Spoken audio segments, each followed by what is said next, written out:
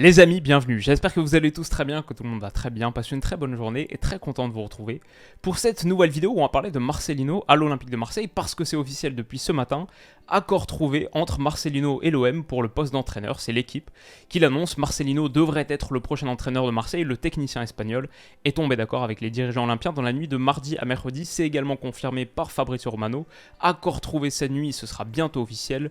L'Olympique de Marseille a un nouveau head coach, Marcelino Garcia Toral. Alors, qu'est-ce que j'en pense quelques jours après, 2 jours après qu'un autre technicien espagnol ait rejoint un autre gros morceau du championnat de France?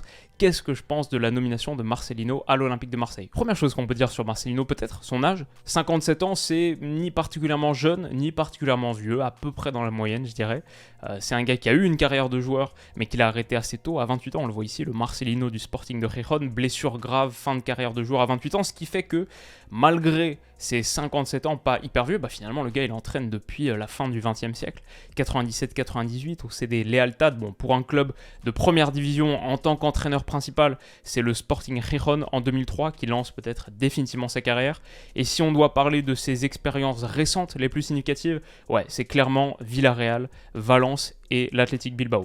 Alors Villarreal, il y passe 3 ans et demi, c'est une équipe qui remonte en Liga, il les prend en seconde division, il les remonte en Liga et il finit top 6 3 fois d'affilée, 6e, 6e, puis 4e. C'est peut-être à Valence qu'il a son succès majeur en remportant la Coupe du Roi, 2 4e places d'affilée aussi, donc il dispute 3 fois de suite la Ligue des Champions. Avec Valence, il est très proche d'accéder aux 8e de finale dans un groupe composé de la Juve, Manchester United. Bref, de vrais faits d'armes sous sa ceinture, ça se passe mal au tout début de saison avec Valence qui quitte au bout de 3 petits matchs. Voilà grosso modo pour son parcours. Ce qu'on peut ajouter, c'est qu'il connaît bien Pablo Longoria, travaillé sous ses ordres pendant une saison quand Pablo Longoria était le directeur technique de Valence en 2018-2019. Longoria et Marcelino se connaissent bien. Peut-être un truc qui nous marque dans son parcours, quand on regarde ses expériences récentes, toutes ses expériences en tant qu'entraîneur, il n'a jamais coaché en dehors de l'Espagne. Il a passé toute sa carrière en Espagne. Ce sera sa première expérience entraîneur plus joueur confondu en dehors du pays de Cervantes. Donc ça, c'est quand même assez notable. Et quelque chose d'autre d'intéressant, sa formation préférentielle ici indiquée sur Transfermarkt, 4-4-2-6. C'est assez rare aujourd'hui d'avoir un gars qui est aussi dogmatique du 4-4-2, et il l'est vraiment. J'ai regardé tous les matchs de sa carrière, bon, pas les matchs, les matchs en entier, mais bien sûr juste les lignes là comme ça sur Transfermarkt. J'ai fait défiler tous ceux où il y avait une composition qui était associée. J'ai pas vu une seule itération, peut-être je l'ai raté, mais j'ai pas vu une seule itération d'une défense à 3.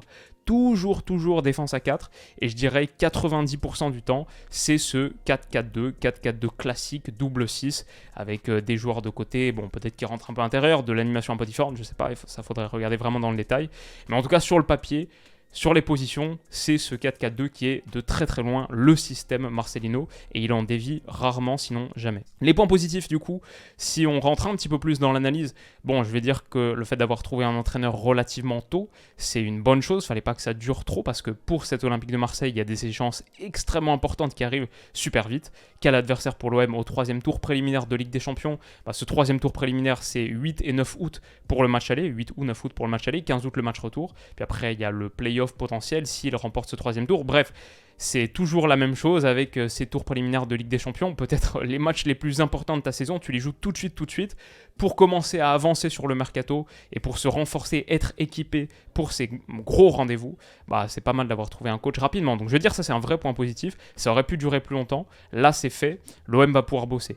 L'autre point positif pour moi peut-être, c'est que malgré ce dévouement total au 4-4-2 en tant que système, quand je vois l'Athletic Bilbao, je vois une équipe dont l'approche est assez moderne, offensive mais sans ballon, grosse qualité de pression. On le voit ici contre le Barça par exemple, sur la phase de relance du Barça. Bon, ça presse le porteur, il y a une ligne qui rend la progression difficile, et c'est une impression qui est confirmée dans les stats quand on regarde le PPDA, donc le nombre de passes par action défensive. Plus le chiffre est bas, plus ton pressing est intense. L'Athletic Bilbao est la 5e équipe d'Espagne avec le PPDA le plus bas. Le Barça était premier. L'Atlético Madrid avec sa ligne très basse était dernière, 14 passes par action défensive. Donc voilà, l'Athletic c'était une équipe qui pressait beaucoup, et en ça, l'OM va retrouver certains des principes qui étaient maniés par Igor Tudor.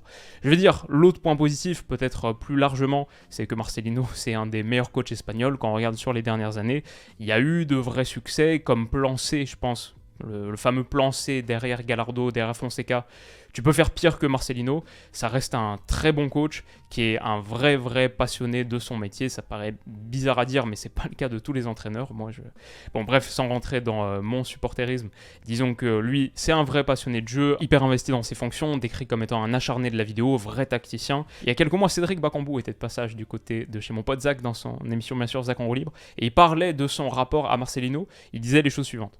Marcelino, c'est entre guillemets mon mentor, on va dire. Okay. Pour moi, c'est le meilleur entraîneur que j'ai eu de toute ma carrière. Et énormément de vidéos. C'est ça qui a changé, en fait, entre tout ce que j'ai connu avant et Marcelino. On faisait beaucoup de vidéos. Et c'est là que j'ai appris qu'en fait, la vidéo, ça te fait progresser un truc de malade. Il faisait des circuits préférentiels. Ouais, faites la passe à lui, tac, tac, centre, but, short du terrain.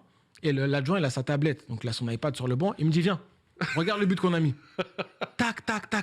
Et c'était exactement le schéma qu'on avait fait la veille. Ça doit faire kiffer, mon gars. J'ai dit, waouh, en fait, c'est un sorcier, ce mec. Tu vois. Donc voilà, pour moi, dans l'ensemble, plutôt une bonne pioche. Il y a de vrais points positifs autour de Marcelino. Les moins, maintenant, il me semble que cet effectif n'est pas parfaitement calibré pour jouer en 4-4-2. Bien sûr, Igor Tudor, c'était avant tout la défense à 3. Là, on passe sur un tout autre module tactique, un tout autre référentiel de jeu. Ce qui fait que quand on regarde les latéraux, par exemple, du côté de l'Olympique de Marseille, tellement important dans ce 4-4-2, par exemple, Jonathan Klaus, qui est peut-être le meilleur latéral des 4, entre guillemets, défensivement, on sait que c'est pas sa grande qualité. S'il n'a pas été pris en équipe de France par Didier Deschamps, c'est que Deschamps le voyait pas comme un latéral de défense à 4. Caboret peut-être, bref, je pense que sur les latéraux, il y a du vrai travail à faire pour se mettre au niveau du système qui est prôné par Marcelino. Je dirais à peu près pareil pour les milieux latéraux. Je trouve que l'Olympique de Marseille a beaucoup de milieux qu'on pourrait caractériser d'un peu plus centraux, sans doute que dans cette liste. Il y en a qui peuvent jouer sur le côté, Under, Harit, même peut-être Unai, Malinowski. Bon, c'est des joueurs qui ont de grandes qualités, donc tu peux bricoler quelque chose, mais c'est vrai, des milieux latéraux ou des ailiers purs pour la plupart. Et dans les systèmes de Marcelino, on avait souvent des gars sur les côtés qui étaient de vrais ailiers avec de grosses qualités de percussion. Là, pour moi, ça me semble être un petit peu moins le cas. Ruslan Malinowski, c'est peut-être très bien en tant que troisième attaquant d'un 3-4-2-1 par exemple, mais un petit peu plus central, un petit peu plus demi-espace. Après, les ailiers de Marcelino à Bilbao, c'était pas forcément des mangelines non plus. Mais voilà, l'effectif actuel de l'OM me semble pas le mieux indiqué, même quand on regarde les buteurs. Je pense que, pour moi, ça me fait un peu saliver l'idée d'associer Vitinha à Alexis Sanchez, déjà plus de temps pour Vitinha, pour qu'on voit vraiment ce qu'il a dans le ventre, dans les pattes. Avec Alexis Sanchez, ça peut faire un duo de buteurs très cool. Mais voilà, c'est les deux seuls avant-centres qu'à l'Olympique de Marseille, ce qui est normal. C'est normal d'avoir deux buteurs quand tu joues sur un système à une pointe, un titulaire, un remplaçant. Quand tu joues sur un système à deux pointes, il en faut minimum 3, et en vrai je dirais sans doute 4. Si tu joues avec deux attaquants constamment, c'est mieux d'avoir 4 attaquants, un petit peu comme l'Inter Milan qui avait quoi, Lautaro, Lukaku, et derrière Dzeko, Joaquin Correa. Bref, il va falloir aussi sans doute se renforcer là. L'OM a du travail sur son mercato pour le style de jeu prôné par Marcelino. Un autre point que je trouve, je ne sais pas si c'est inquiétant, mais c'est quand même un petit point d'interrogation. Bon, le gars a jamais entraîné en dehors de l'Espagne, comme on l'a dit, et la Ligue 1, c'est un style très différent. Il n'a jamais passé la moindre minute professionnelle en dehors de l'Espagne. Joueur, entraîneur. La Liga, c'est tellement différent de la Ligue 1, c'est peut-être des 5 championnats majeurs, c'est peut-être ceux qui sont le plus éloignés stylistiquement. Donc non seulement il va falloir découvrir la Ligue 1 pour Marcelino, je ne suis pas sûr que ce soit un championnat qu'ils connaissent très bien de base, mais il va falloir aussi se mettre au niveau d'une expérience à l'étranger. Je ne sais pas si ça va passer par un apprentissage de la langue ou si la relation avec Longoria va suffire. Il y a pas mal de joueurs hispanophones ou proches de l'espagnol, genre portugais un peu, dans l'effectif de l'Olympique de Marseille. Mais voilà, c'est un gros défi à 57 ans. Vivre sa première expérience à l'étranger, je pense que c'est pas rien. C'est un truc à considérer. C'est vrai que c'était aussi le plan C. Franchement, de tout ce qu'on a vu, l'OM était d'abord à fond sur Gallardo, ensuite Fonseca. Gallardo, c'était non. Fonseca reste à Lille. Marcelino, c'est vrai que ça a l'air, tout ce qu'on voit là depuis notre position d'observateur reculé, c'est vrai que ça avait l'air d'être le plan C. Et même si ça reste, je pense, un très bon plan C, et c'est bien aussi de fonctionner de cette manière, c'est bien de ne pas se retrouver pris au dépourvu quand ton premier choix ne fonctionne pas. Bah voilà, ça reste quand même un plan C. Il y a eu des beaux moments dans la carrière de Marcelino, mais pas beaucoup de très grands moments non plus. Pour un club de la stature de l'Olympique de Marseille, bah je sais pas, l'OM, je ne les mettrais pas forcément au niveau stature en dessous des autres clubs qu'il a dirigés. Je ne les mets pas en dessous de Villarreal, je ne les mets pas en dessous de Valence, je ne les mets pas en dessous de l'Athletic Bilbao, je ne les mets pas trop en dessous de Séville. Séville, il n'y a pas passé beaucoup de temps. Bref, c'est soit kiff-kiff, peut-être avec Valence-Séville, soit même au-dessus sur la pression, l'intensité, un peu le deuxième club de France, quoi. Donc ouais, c'est un sacré challenge. On pourrait presque dire, si en plus il y a qualification en Ligue des Champions derrière, il a déjà joué la Ligue des Champions, déjà entraîné en Ligue des Champions, mais on pourrait presque dire que c'est le plus gros challenge de sa carrière, surtout en plus comme c'est à l'étranger.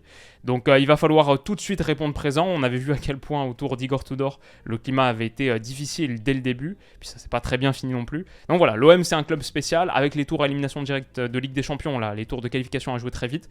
C'est un environnement pas facile dans lequel mettre les pieds, et Marcelino il a des références, mais il n'arrive pas non plus avec tout un tas de certitudes, de garanties. Ça reste quand même, je trouve, un petit pari. Mon avis pour finir, je veux dire, Marcelino à l'OM, c'est ok, c'est correct, je donnerais la note comme ça de 7 sur 10, un truc comme ça, c'est vraiment pas nul, mais c'est pas non plus le truc qui m'enchante de fou non plus. C'est un bon coach, hein, un vrai professionnel, quand on voit certaines nominations ici et là, c'est déjà mieux que d'autres, c'est un bon coach. Je suis pas hyper emballé par le manque de flexibilité tactique, en vrai je vais dire, je le comprends pas trop. Les meilleurs coachs aujourd'hui sont capables de manier tout un éventail de systèmes, s'adaptent constamment à leurs joueurs. Je trouve ça un peu bizarre comme ça à première vue d'utiliser le 4-4-2 partout où il passe. Et le 4-4-2, j'aurais dit la même chose si c'était un autre système. Tout le temps le même système à chaque club, peu importe les joueurs entre guillemets, même dans des clubs où il n'a pas eu le temps du mercato pour constituer l'effectif qu'il voulait. Je trouve ça un peu bizarre, petit manque de flexibilité, et c'est pas un truc qui me rassure de fou. Ça fait peut-être un petit peu plus entraîneur de 57 ans que entraîneur de 37, 42, 47 ans. Voilà. La proximité avec Longoria, je veux dire, c'est un plus. Pour moi, s'entendre avec ton directeur sportif, c'est un plus. Le manque d'expérience en dehors de l'Espagne, c'est un vrai moins. Je pense qu'à 57 ans, c'est quand même un vrai moins. Après, voilà, c'est dur de se projeter. Je pense quand même que Marcelino, c'est pas mal, mais peut-être qu'on connaît un petit peu plus son plafond. Il a déjà tellement d'expérience qu'on connaît un peu le plafond. Un gars capable de gagner une coupe nationale avec Valence contre le Barça en finale, donc c'est bien. En Ligue des Champions, proche de se qualifier en huitième de finale. Des moments intéressants, coach de l'année 2017-2018.